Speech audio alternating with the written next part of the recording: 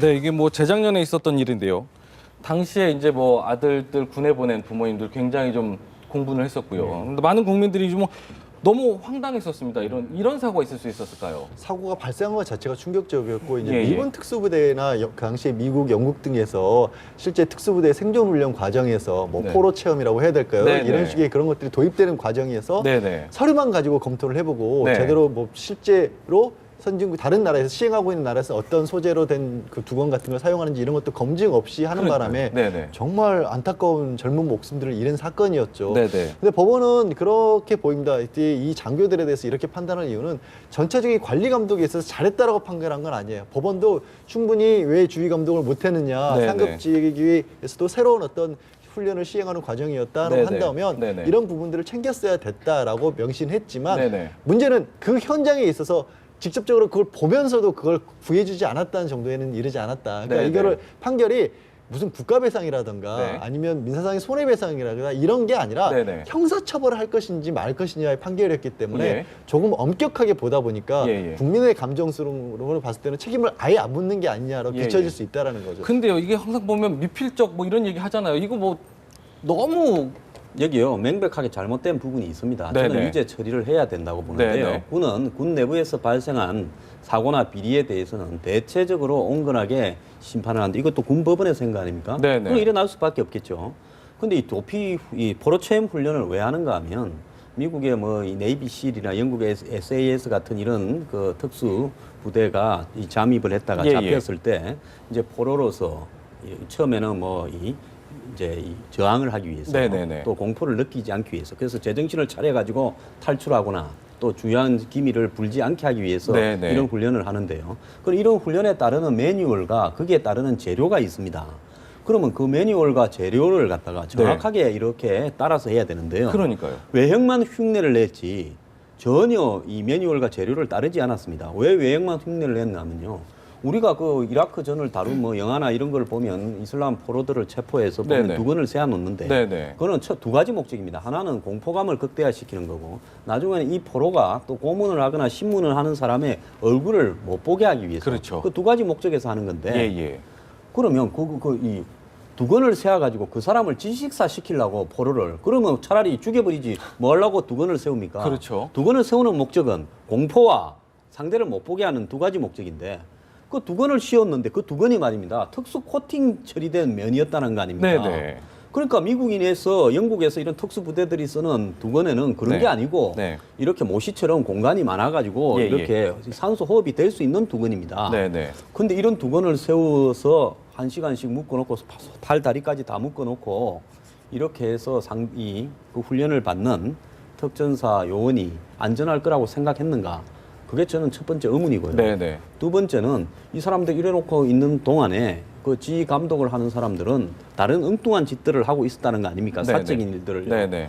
그렇다면 이 일은 명백하게 예를 들어서 미국의 매뉴얼을 뺏겨왔다면 그 네. 매뉴얼에 있는 재료는 뭘로 하고 두건은 뭘로 하고 묶었을 때는 어느 시점에서는 풀어준다든지 뭐 네네. 이런 게 있어야 될 거 아닙니까? 당연히 얼굴을 덮여 세웠으니까 이불을 덮었어도 산소 호흡이 곤란한데 네. 그럼 두건을 덮여 세웠을 때는 어느 정도까지 덮여 세우는가? 네네. 재질은 뭘로 하는가? 이건 기본이라고 봅니다. 그렇죠. 이런 거를 점검하지 않았기 때문에 이것은 기본적으로 분명한 책임을 좀 물어야 된다. 책임을 당연히 물어야죠. 이런 네네. 것조차도 책임을 안 물으면 네네. 앞으로 군에서 예를 들어서 훈련 받다가 사람 죽었을 때 그러니까요. 어떤 걸 갖고 책임을 묻겠습니까? 네네. 그러니까 뭐 사적인 엄한 짓이라고 얘기했던 부분이 아마 그 재판 과정에서 드러났지만 내연녀와 이렇게 통화했다라는 교관이 이런 얘기도 나왔습니다.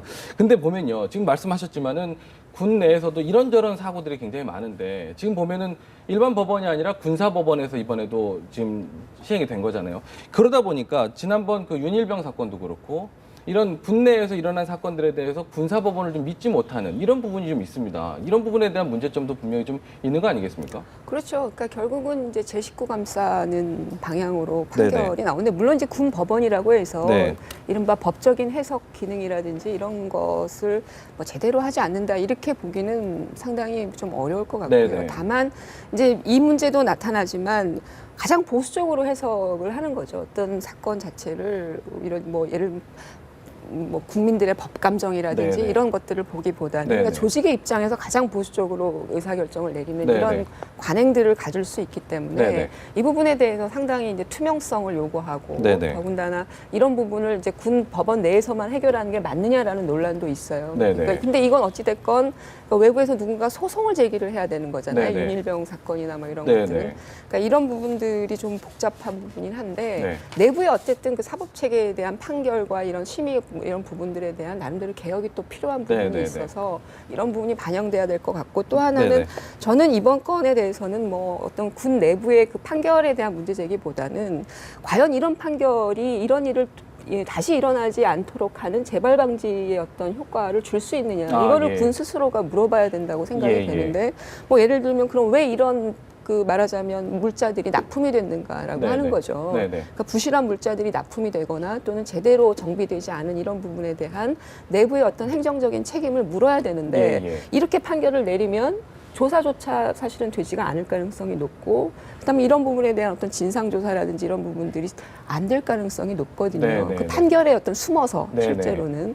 그러니까 그게 상당히 우려되는 것이고 네네. 그래서 결국은 이제 재발될 가능성은 여전히 또 있는 문제인 것이죠. 그러니까. 그, 네. 그 부분을 이제 혼돈하시면 이렇게 말씀하신 것처럼 후속 조치가 반드시 필요하다고 저도 생각을 하는 게 예. 뭐냐면 이거는 관계된 사람들을 형벌을 줄 것이냐 네네네. 말 것이냐의 문제인 거고 네네. 이 형벌을 줄 것이냐의 문제에서는 비록 무죄 판결을 했지만 재판부도 여기서 이런 부분은 문제가 있다고 적시를 했어요. 네네네. 그거를 기초로 해가지고 다른 국가배상을 청구한다든가 네네. 아니면 군 내부의 어떤 다른 뭐 어떤 심판위원회 이런 데서는 그 자료들을 이용을 해야겠죠. 네네. 그래서 그것까지도 넘어간다면 저는 있을 수 없는 일이지만 이 형사 판결에 있어서만큼은 또 법원의 입장에서도 불가항력적인 측면이 네. 있었다라는 거고 그다음에 이제 군법원은 네. 사실은 그런 오해의 소지를 없애기 위해서라도 저도 외부에 놓는 게 맞다라고 생각합니다. 네. 군법원이 내부에 있어서는 네네. 가장 큰 문제로 지적된 게 그거예요. 군사 법률 전문가라고 할 수 있는 군 판사보다도 사실은 그냥 장교 중에서 네. 임명되는 사람이 실제로는 더 큰 역할을 하는 게 현재 군 법원의 구조기 때문에 예, 예. 외부에 둬서 법원의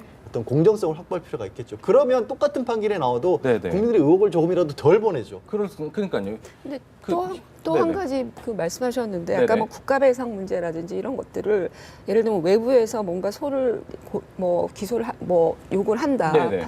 그 소송을 한다라고 하면 결국은 해당 피해를 본 사람이 해야 되는 거잖아요. 그런 근데 그 사람이 그 조직 안에 여전히 존재하고 있는데 군을 대상으로 국가를 대상으로 그거를 어떻게 소송을 외부에서 제기할 수 있냐. 그러니까 그러니까요. 이거는 상당히 어찌 보면 이 사람을 보호하기보다는 또 다른 제2의 피해를 줄 수 있는 그런 판결일 수도 있다라는 거죠. 그러니까 물론 군사법원에 대한 고민을 좀 안 할 수가 없는 게 그래서 안 그래도 예전에도 보면 이런 사건 계속 터지면서 군사법원 폐지해야 된다 뭐 이런 얘기까지도 나왔던 게 사실이지 않습니까, 현 대표님? 예. 저는 근데 이 군사법원의 경우에는 군의 워낙 특수한 성격이 있기 때문에 군사법원은 군의 사기나 여러 가지 생각했을 때 존치하는 게 맞는 게 아닌가 생각이 되고요. 예.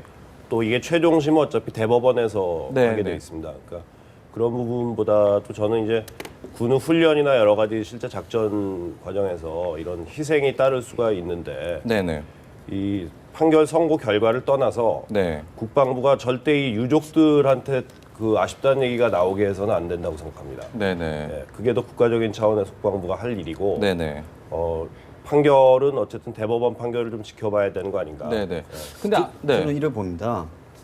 군이 군사법원을 운영하는 부분은 전시라든지 네. 군 내부의 기강, 예. 그다음에 하극상 관한 부분으로 국한시키고요. 맞습니다. 군 내부의 비리 문제라든지 네네. 인권. 또 군 내부의 그 뭐 구타라든지 네네. 그런 어떤 기강 사고 네네. 이런 어떤 부분에 대한 그다음 탈령 이런 부분에 대한 것들은 기본적으로 그 좀 밖에서 객관적으로 볼 필요가 있다. 왜냐하면 현저하게 지난번에 그 뭐 방산 비리나 이런 여러 가지 과정에서 보면 네네. 이런 부분에 있어서 처벌 결과가 현저하게 떨어진다라는 건 이미 입증이 되었지 않습니까? 네네. 그렇기 때문에 옛날에 만들어진 그 군법을 지금까지 적용하기보다는요. 네네. 군법을 적용하는 부분에 관한 일반적인 부분과 그다음 군법 적용이 아닌 네네. 일반 법원으로 처리해야 될 부분을 구분할 수 있는 그 군 안과 군 밖에 네, 있는 예. 사람들로 이루어진 이 심의위원회 같은 걸 둬가지고요. 알겠습니다. 이 사건을 어디서 다루는 게 네네. 합당하냐 그런 판단을 한번 거칠 필요가 있다고 네네. 알겠습니다.